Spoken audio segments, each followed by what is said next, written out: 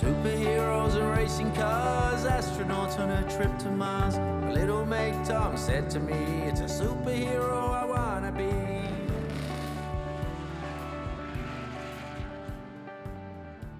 Nathan here, beautiful sunset, no rain for once. And now the next little thing I'm going to talk about is meeting Sir Bob Geldof. And geez, that was an interesting time because he was doing a promo thing for his band called Geldof Does Gundawindi.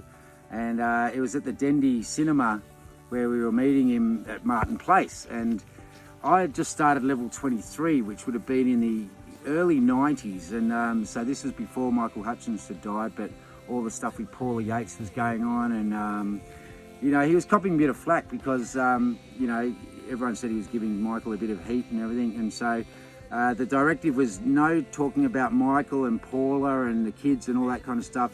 It was purely to talk about Geldof Does Gundawindi, which was a special he was doing with his band when they played a B&S ball out at Gundawindi. And it was funny because I just started level 23, which was done by Beyond Productions, which was responsible for Beyond 2000 back in the day, which was a huge show, big production company.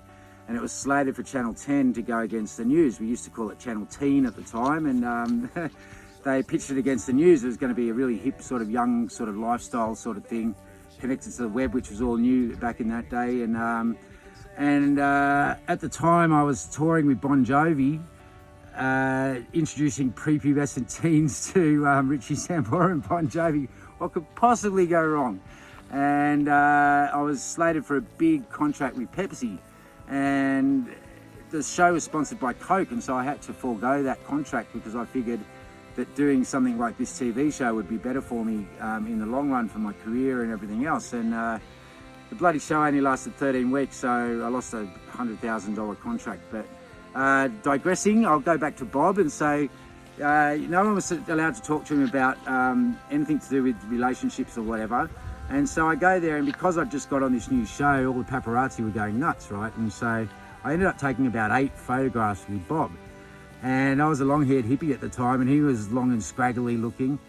And after the 8th photo, he turns to me and goes, "Who the fuck are you?" And I said, "G'day, I'm Nathan." And we got on like a house on fire. Everyone said he was really difficult at times, but we got on famously. And I think we drank till about 3 in the morning drinking rums. And in the end, he goes to me, "I want to do an interview with you, the only one, and I want to pick where it is." And I went, "Okay." And he chose the Museum of Contemporary Art at Circular Quay, and there was an Andy Warhol exhibition on at the time. And I told my production team, and they were doing cartwheels. They were like, "This is amazing."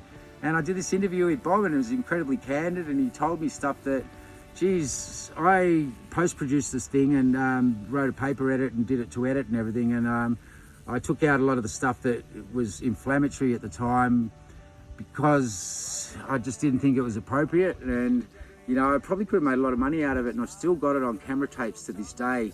And I still won't release it because I've been burnt once, which I will be telling about in my show, which I really, really regret because there's a very well-known person that hates me. But you'll find that out in the show. But this is the first beginning of the interview I did with Bob, and this is what he said. It's great. See ya. So, do you like being called Sir Bob? Or do you Couldn't give a fuck. You don't care? Do you get it? So I dream